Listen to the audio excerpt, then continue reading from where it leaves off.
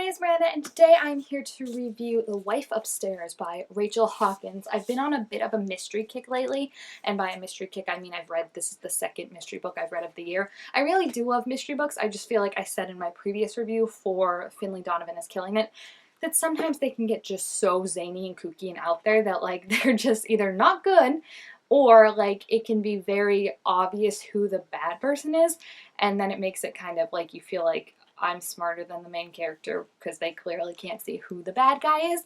But I've wanted to read this one for a while. It's actually a modern update retelling of Jane Eyre, which as we all know is a bit weird because it's a love story, but there's some horribly questionable things to it. So Rachel Hawkins, I actually didn't realize this until I read like the bio. This is the same Rachel Hawkins that like I read her YA books when I was in like middle school and high school. So that was really awesome because I feel like with these books sometimes, like I said, you don't quite know if they're going to be as good as you were hoping.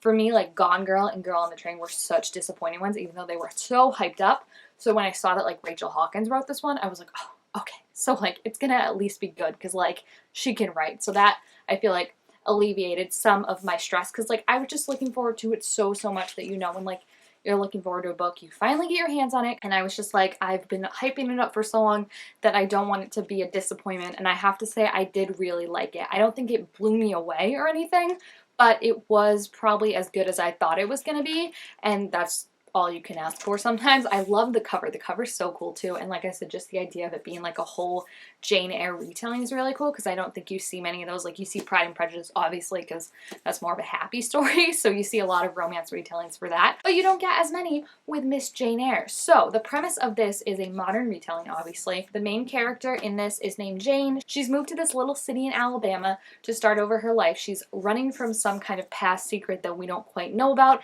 and at the start of the novel she's a dog walker for this really rich community neighborhood. Like everyone just hires her, and she meets this widow.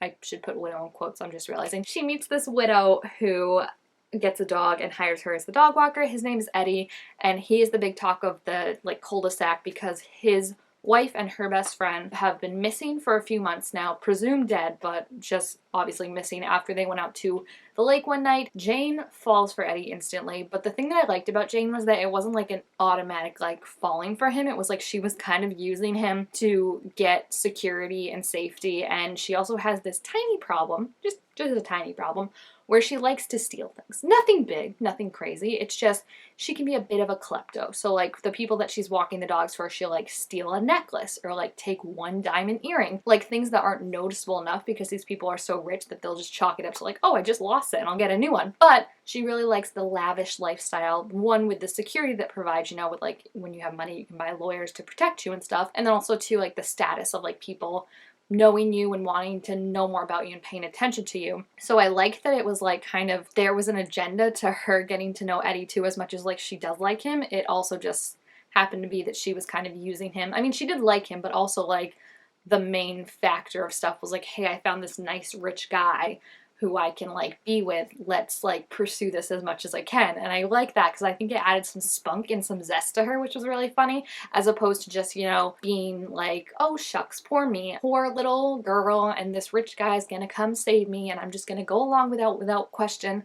Like it felt like she really had autonomy in the situation and like was moving things forward because she wanted things to move forward and wanted the security of that. So I like that. Of course, we do have the missing wife aspect, and if you have read Jane Eyre at all, you know that the missing wife ain't gonna be so missing, or at least the presumed dead wife ain't gonna be so dead. So I really liked how they incorporated B into the story. I thought for a while that like you just wouldn't find out what happens till the end, but you find out pretty early on, not exactly what happened, but I guess, well, not what's happened, but you find out the effect. Like you don't know how we got here, but you know where we got. And I think at first I was kind of disappointed because I was like, oh, like now it's not more so like, can I trust these characters? It's going to be more like, I know we can't trust these characters.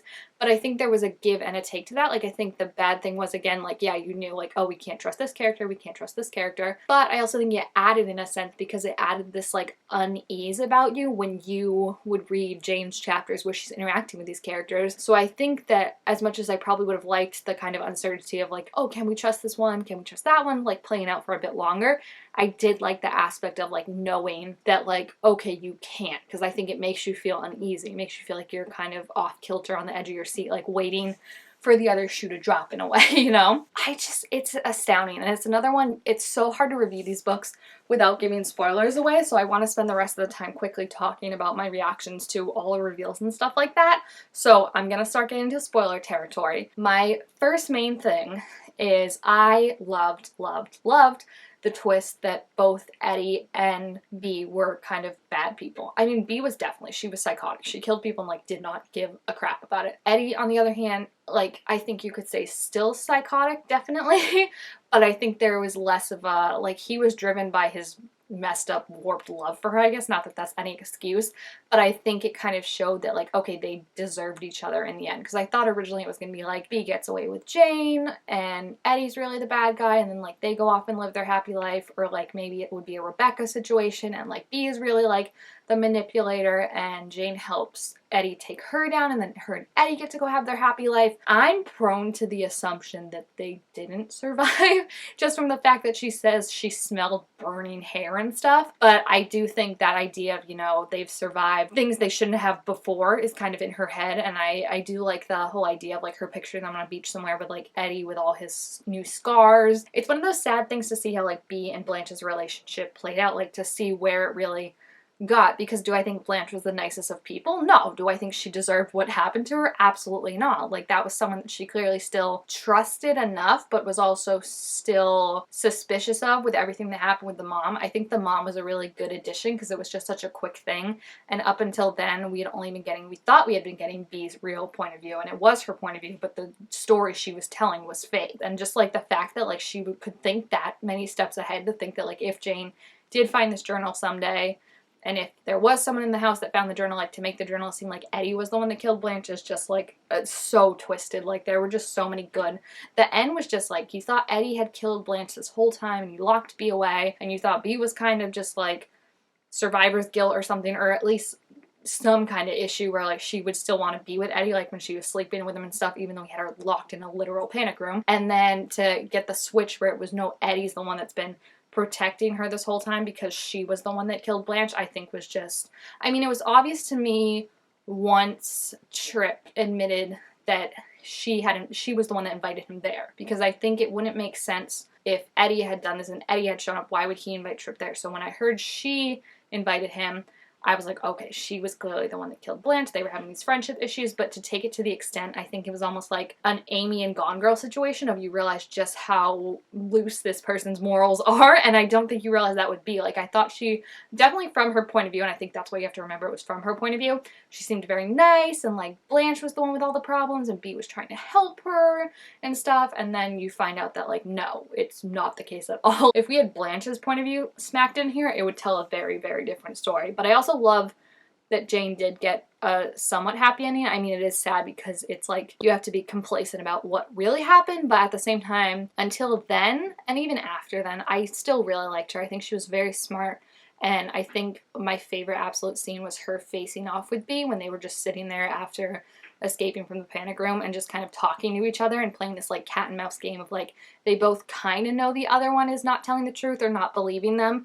And just to see it play out, I think for her to come in this world and survive was really, really awesome, and not something that a lot of people were able to do. So I liked Jane. I think she's a very strong main character. And it was just so twisty. Like, I could not get over the end. I am like tired because I read 2/3 of this book in one sitting. Like, I was like, I have to know what's happening. And I think the breakdown of having the different chapters was so interesting because you could really see how every single point of view added into a different layer. Like, you thought this whole time that B's telling the truth, and then when you finally get Eddie's point of view, he's like, no, she's the one that killed Blanche. And when he was like, I thought she was like just fine until the murders, and you were like, wait, what, more than one? Like, it was just so good. So I'm really excited to see what else she's going to come up with.